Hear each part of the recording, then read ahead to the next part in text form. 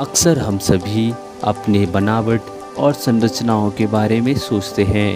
हमारा शरीर किन किन चीज़ों से मिलकर बना है, हमारे द्वारा खाया गया भोजन कैसे पचता है और कैसे वो हमें कार्य करने की शक्ति देता है। व्यायाम करने से हमारे शरीर में क्या परिवर्तन आता है और कैसे वो हमारे शरीर को प्रभावित करता है। हम लोग समझेंगे कि हम बीमार क्यों होते हैं और हमें बीमारियों में अलग अलग टेस्ट क्यों करवाने पड़ते हैं और हमें किसी स्पेशल डॉक्टर्स के पास क्यों जाना पड़ता है। जय हिंद दोस्तों, स्वागत है आपका अपने YouTube channel revision with Ravi में। तो आज हम लोग जो डिस्कशन करने वाले हैं मानव शरीर की रचनाएं एवं क्रियाएं के ऊपर। जो हमारे शरीर है वो कैसे बना हुआ है और हमारे शरीर में क्या क्या फंक्शंस होते हैं। तो सबसे पहले हम स्टार्ट करते हैं, हम लोग जानने का प्रयास करेंगे कि हमारा जो शरीर है वो कैसे बना हुआ है।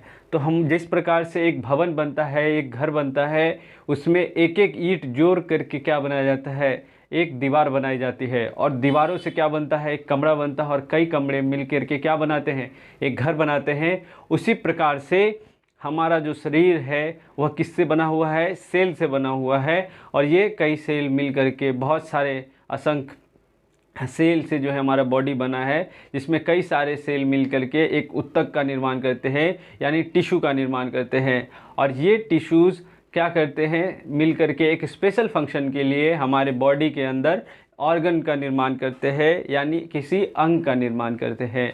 और ये कई अंग एक साथ मिलकर किसी एक स्पेशल फंक्शन को परफॉर्म करते हैं, इसलिए उसको क्या बोला जाता है, ऑर्गन सिस्टम बोला जाता है, अंग तंत्र बोला जाता है। और हमारे बॉडी के अंदर बहुत सारे ऐसे कई फंक्शंस मिल करके क्या बनता है, पूरा ऑर्गेनिज्म बन जाता है, हमारा पूरा बॉडी बन जाता है। तो हम लोग समझते हैं सबसे पहले कि जो सेल है वो सेल क्या होता है। तो जैसे कि आप समझ सकते हैं कि सेल क्या है, एक ऐसा बॉडी स्ट्रक्चर आप मान लो कि जैसे कि एक प्लास्टिक का थैला लेते हैं और उसमें क्या एक आलू, एक प्याज या कुछ भी ऐसा आप मान लो और उसको बांध दो, तो आपको कैसा दिखेगा, एक ट्रांसपेरेंट प्लास्टिक में आप इसको डाल के देखो, सेल उसी तरह से दिखता है। लेकिन जब आप समझेंगे कि वो जो प्लास्टिक का थैला है उसको हम लोग क्या बोलते हैं, उस सेल में हम उस सेल का उसको बोलेंगे, उस सेल की झिल्ली, क्या बोलेंगे, सेल की झिल्ली या मेम्ब्रेन। तो उसको हम लोग बोलते हैं सेल मेम्ब्रेन। ठीक है, जैसा कि आप देख सकते हैं ये जो गोल का स्ट्रक्चर आपको दिख रहा है, ये क्या दिखा रहा है आपको, ये दिखा रहा है सेल मेम्ब्रेन को।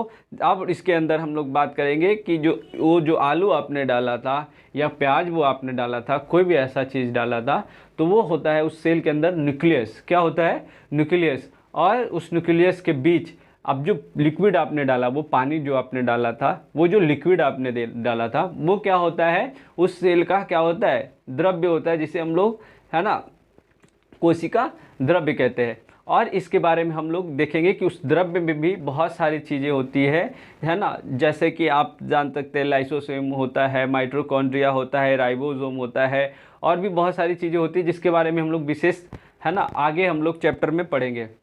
देखिए, अब ये सारे जो हैं मिल करके क्या बनाएंगे, एक टिश्यू का निर्माण करेंगे, ऊतक का निर्माण करेंगे। तो हमारे बॉडी में जो है 4 प्रकार के ऊतक हमें देखने को मिलते हैं। ठीक है, तो सबसे पहले हम लोग देखते हैं कि एक कनेक्टिव टिश्यू क्या होता है, एपिथेलियम टिश्यू क्या होता है ना, मसल्स टिश्यू क्या होता है, फिर जो है नर्वस टिश्यू क्या होता है। इस सारे टिश्यूज़ के बारे में हम लोग डिस्कशन करेंगे। और ये सारे टिश्यूज़ क्या बनाते हैं, हमारे बॉडी के अंदर बहुत सारे ऑर्गन्स को निर्माण करते हैं। और ये ऑर्गन्स क्या करते हैं, हमारे बॉडी के अंदर एक सिस्टम बनाते हैं।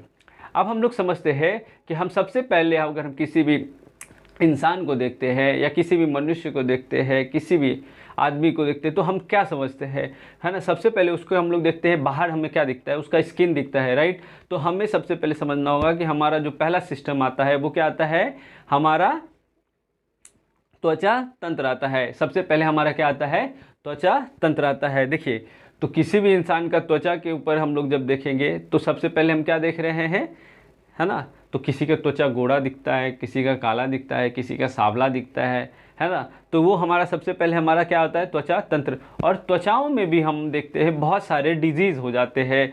किसी का जो है आजकल पिंपल्स हो जाता है, इचिंग हो जाता है, और भी बहुत सारी कॉमन डिजीज़ेज़ हैं जो आप सभी को पता है। तो हम इसके बारे में आगे हम लोग पढ़ेंगे कि ये किस किस प्रकार के जो है हमारे बॉडी में ये सिस्टम किस तरह काम करता है। बट अभी हम समझेंगे कि जो है अगर हमारे बॉडी के इस सिस्टम में यानी त्वचा तंत्र में कोई भी दिक्कत आती है तो उसके लिए स्पेशल डॉक्टर कौन होते हैं, तो उसको हम लोग डर्मेटोलॉजिस्ट बोलते हैं। दिक्कतें आती हैं तो हम सबसे पहले किसके पास जाएंगे, है ना, तो हम सब जाते हैं डर्मेटोलॉजिस्ट के पास, है ना। अब आगे हम लोग समझते हैं मस्कुलर सिस्टम। मस्कुलर सिस्टम जैसे ही हमारे स्किन के अंदर क्या होता है, मसल्स होता है। क्या होता है, मसल्स। तो स्किन से जो है मसल्स को कनेक्ट करने वाले को क्या बोलते हैं, कौन सा टिश्यू होता है जो स्किन को मसल से कनेक्ट करता है, तो इसके बारे में भी हम किस में देखेंगे। अभी हम लोगों ने टिश्यू जो पढ़ा उसमें एक कनेक्टिव टिश्यू भी था, ठीक है। तो हम जब टिश्यू पढ़ेंगे तो उसमें समझेंगे कि मसल्स से जो है स्किन को कनेक्ट करने वाले कौन से टिश्यूज़ होते हैं, ठीक। आगे हम लोग समझते हैं जैसे बहुत सारे, है ना, जो हड्डियों को हड्डियों से कनेक्ट करेगा, हड्डियों को मसल से कनेक्ट करेगा, तो ये सारी चीज़ें आगे हम लोग समझते हैं। देखिए अब हमारे मसल्स में जब कभी भी क्या हो जाएगा, मसल्स में पेन हो जाता है तो हम लोग किसके पास जाते हैं, तो फिजियोथेरेपिस्ट के पास जाते हैं, ठीक है। और हम समझते हैं कि जब हम मसल्स के बाद हम लोग समझेंगे किसके ऊपर बात करेंगे, स्केलेटन सिस्टम यानी कंकाल तंत्र, यानी हड्डियों के बारे में, ठीक है। अब हड्डियों के बारे में जब कभी भी हमारे हड्डियों में दिक्कत होता है तो हम क्या किसके पास जाते हैं, तो ऑर्थोपेडिस्ट के पास जाते हैं। ऑर्थोपेडिस्ट क्या करते हैं, तो हमारे वो हड्डियों के स्पेशलिस्ट होते हैं। जैसे हड्डियों के अंदर बहुत सारी बीमारियां आती है, जैसे हमारी हड्डियां कमज़ोर होती है, हमारी हड्डियां कभी टूट जाती हैं, तो ये सारी बहुत सारी समस्याएं हैं, कॉमन आपको पता होगा, है ना। तो इन सारे बीमारियों के बारे में भी हम बात करेंगे और उससे कैसे हम लोग बच सकते हैं इसके बारे में भी हम लोग बात करेंगे, ठीक। अब जब हम देखते हैं हमारा बॉडी के बाद, अब हम जब सांस लेते हैं सबसे पहला अगर हमारा सिस्टम आता है, किसी को सबसे नेसेसरी चीज़ होती है तो वो क्या होती है, हमारा रेस्पिरेटरी सिस्टम। यानी कि जब हम लोग सांस लेते हैं और सांस छोड़ते हैं, है ना, तो इस दरमियान हमारे बॉडी के अंदर क्या क्या है ना घटनाएं घटती है, राइट। घटनाएं घटना एक सही बात तो नहीं होगी, है ना। हम समझ सकते हैं कि हमारे बॉडी के अंदर जब क्या होगी, जब हम सांस लेते हैं और सांस छोड़ते हैं, इन दरमियान हमारे बॉडी के अंदर जो सिस्टम काम करता है और कौन कौन सा जो है अंग इसमें भाग लेता है, इसके बारे में जब हम पढ़ते हैं तो वो किसके अंदर पढ़ते हैं, रेस्पिरेटरी सिस्टम के अंदर पढ़ते हैं, ठीक है। अब हम लोग आगे बढ़ते हैं तो हम समझेंगे कि डाइजेस्टिव सिस्टम क्या होता है। तो जब हम लोग खाना खाते हैं, देखिए सांस लेने के बाद क्या चाहिए, खाना पीना बहुत ज़रूरी है भाई, है ना। पहले पेट पूजा फिर काम दूजा, पहले सांसें ज़रूरी है ना, फिर जो है खाना ज़रूरी है, क्योंकि खाने के बिना फिर तो एनर्जी नहीं मिलेगी। तो जब हम लोग खाना खाते हैं, है ना, या कुछ भी पानी पीते हैं, तो वो क्या होता है, हमारे बॉडी के अंदर डाइजेस्ट होना बहुत ज़रूरी है कि नहीं। अब हमारे बॉडी में डाइजेस्ट करने के लिए तो जो भी चीज़ें हम खाते हैं और हर चीज़ को डाइजेस्ट करने के लिए हमारे बॉडी के अंदर जो है अलग अलग ऑर्गन अवेलेबल होते हैं, जो हमारे अलग अलग चीज़ें, तो वो क्या होता है, पचने के बाद जो है हमारे बॉडी के अंदर क्या होता है, सर्कुलेट होता है।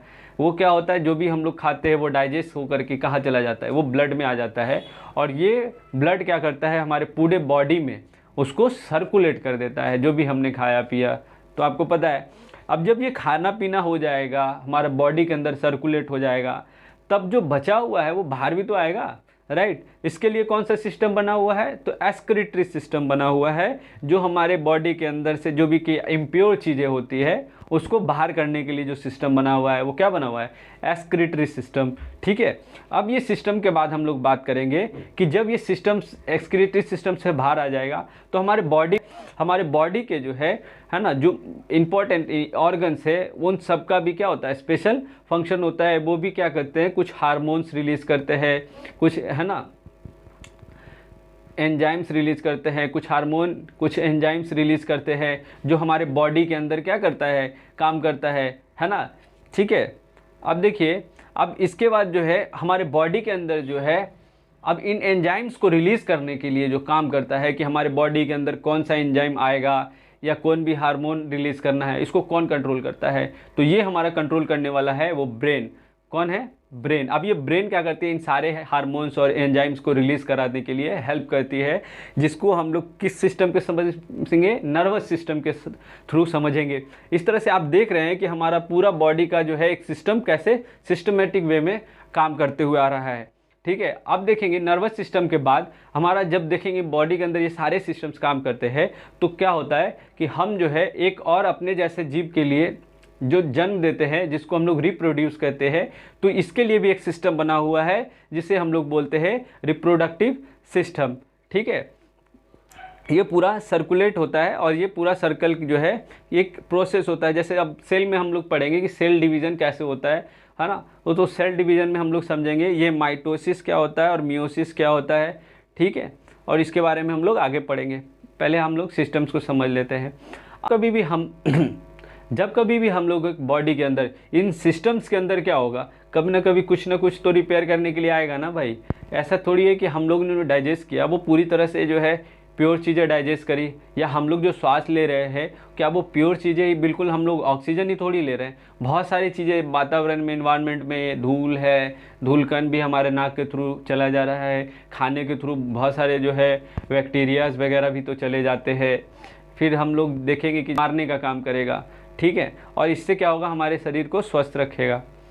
अब हम लोग समझते हैं कि जब हमारे बॉडी के अंदर इन सिस्टम्स में जो है कुछ इंपॉर्टेंट ऑर्गन्स होते हैं जो ज़्यादा ज़रूरी होता है हमारे लिए उनको समझना, जैसे जिसे हम लोग सेंस ऑर्गन बोलते हैं। क्या बोलते हैं? Sense organ. ये 5 होते हैं। तो सबसे पहला हम लोग सेंस ऑर्गन समझते हैं वो क्या होता है, हमारी आँखें होती है, इससे हम लोग देख पाते हैं। हमारे आँखों में जो फंक्शन होता है ना, तो वो फंक्शन को हम लोग समझेंगे। तो ये हम समझ रहे हैं, है ना, अपनी आँखों को समझते हैं। आँखों को जब हम लोग देखते हैं तो आँखों में भी बहुत सारी डिजीज़ हो जाती है इन्वायरमेंट से। जो है आज आई फ्लू बहुत ज़्यादा आई फ्लू का एकदम चला हुआ है, क्योंकि जो है इन्वायरमेंट पे ह्यूमिडिटी ज़्यादा होती है और ये बैक्टीरिया और वायरस दोनों से हो सकता है। इसी के साथ हम लोग समझते हैं, आँखों को जैसे ही देखा मैंने, अब आँखों के बारे में हम लोग समझ लेते हैं। तो आँखों के बाद हम लोग किसको समझेंगे, है ना, आँखों के बाद कान को समझ लेते हैं कि हमारा कान का क्या फंक्शन होता है। तो कानों के द्वारा हम लोग क्या करते हैं, सुनते हैं किसी भी चीज़ को। तो ये कान कैसे फंक्शन करता है, इसके बारे में भी हम लोग आगे देखेंगे। ठीक है, कान के बाद जो है हमारा क्या होता है, टंग, जिससे हम लोग जब भी खाते हैं तो हमें स्वाद आता है, मीठा, खट्टा, है ना, नमकीन, तीखा। तो ये हमको कैसे मालूम चलता है, तो ये हमें मालूम चलता है हमारे टंग के द्वारा, राइट। तो हम टंग का भी फंक्शन समझेंगे। अब हम लोग समझेंगे क्या, नोज़ के लिए, है ना, नाक जो है हमारी, तो नाक के द्वारा जब हम सांस लेते हैं, स्मेल, कोई भी स्मेल होता है, कोई भी चीज़ें स्मेल होती है तो हमें कैसे मालूम चलता है कि वो कौन सी चीज़ है, तो ये हमारा नोज़ सेंस करके बताता है, राइट, है ना। तो हम क्या आता है, स्किन, हमें स्किन से भी क्या मालूम चलता है, जब कोई भी गर्म चीज़ें आती हैं, ठंडी चीज़ें हैं, है ना, ये सारी चीज़ें हमें कैसे मालूम चलती है, हमारे स्किन के थ्रू मालूम चलती है।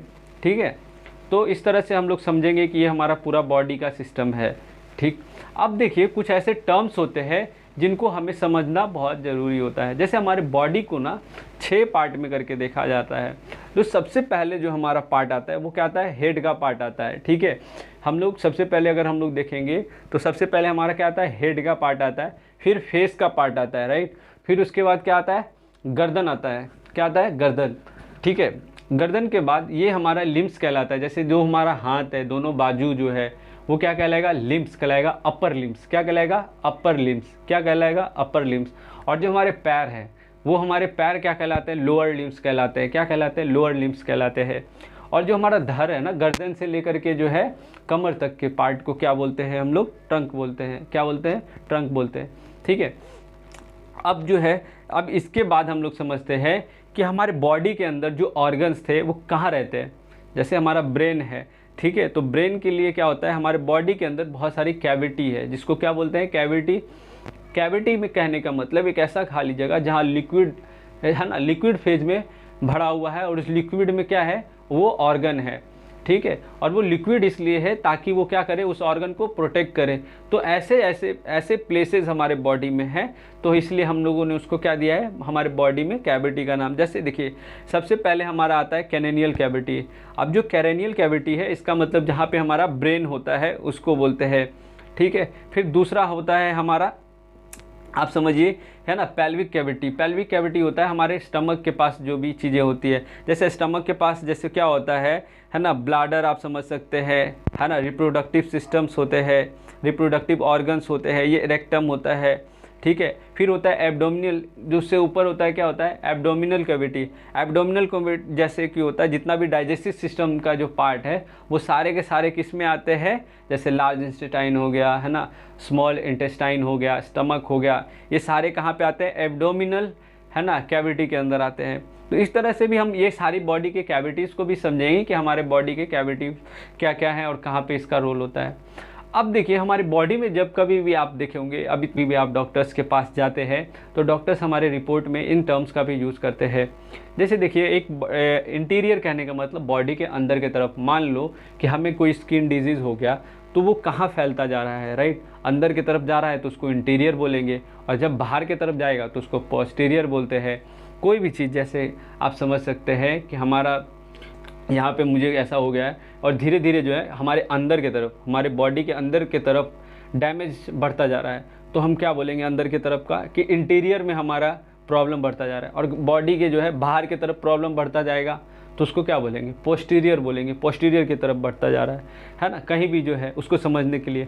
और मिडिल में होता है तो उसको मीडियन बोलते हैं, क्या बोलते हैं, है ना, बॉडी के मिडिल में अगर कोई ऐसा प्रॉब्लम होता है तो मीडियन बोलते हैं, ठीक है। उसी तरह से आप समझेंगे कि अगर वो दोनों की तरफ, बॉडी के दोनों तरफ होता है तो उसको हम लोग लैटरल बोलते हैं, क्या बोलते हैं, लैटरल, क्या बोलते हैं, लैटरल। और जो क्या होता है एकदम बीच में जाता रहता है, बॉडी के एकदम बीच में जाता रहता है, उसको हम लोग बोलते हैं डीप, क्या बोलते हैं, डीप, कि वो चीज़ें बॉडी के डीप में जा रही है, वो बॉडी के लेटरल में जा रही है, वो बॉडी के पोस्टीरियर में जा रही है, वो बॉडी के इंटीरियर में जा रही है ना। तो इन टर्म्स को जो है क्या करते हैं डॉक्टर्स यूज़ करते हैं। जब कभी भी आप रिपोर्ट्स वगैरह देखोगे तो आपको ये चीज़ें समझ में आएगी। अब हम लोग जो है बात करते हैं इसके ऊपर, ठीक है। अब यहाँ पे हमारा ये पूरा सेशन कंप्लीट होता है। अब देखेंगे कि आप कि जब ये डिफरेंट डॉक्टर्स के पास हम जाते हैं तो वो हमसे क्या करवाते हैं। तो सबसे पहले आप देखेंगे कि हमारा ब्लड टेस्ट वगैरह कराते हैं। तो ब्लड टेस्ट वो क्यों कराते हैं, वो हमारा चेक करते हैं कि क्या हमारा सर्कुलेटरी सिस्टम सही है कि नहीं।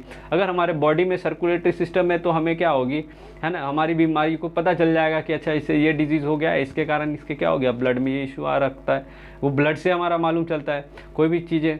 अब जब हमारा जो है सबसे पहले डाइजेस्टिव सिस्टम में अगर हम लोग बात करें तो डाइजेस्टिव सिस्टम में जब कभी भी प्रॉब्लम होता है तो डॉक्टर हमसे अल्ट्रासाउंड वगैरह करवाते हैं, तो जिससे हमें जो हमारा फूड इनहेल करते हैं और कहाँ भी हमें प्रॉब्लम होता है तो उससे भी हमें मालूम चला जाता है, ठीक है। जब हमारे जो है स्केलेटन सिस्टम में कोई दिक्कत आती है तो डॉक्टर हमसे एक्सरेज करवाते हैं, एक्सरेज से जो है हमारा, है ना, बोन के अंदर जो भी प्रॉब्लम होता है वो मालूम चल जाता है।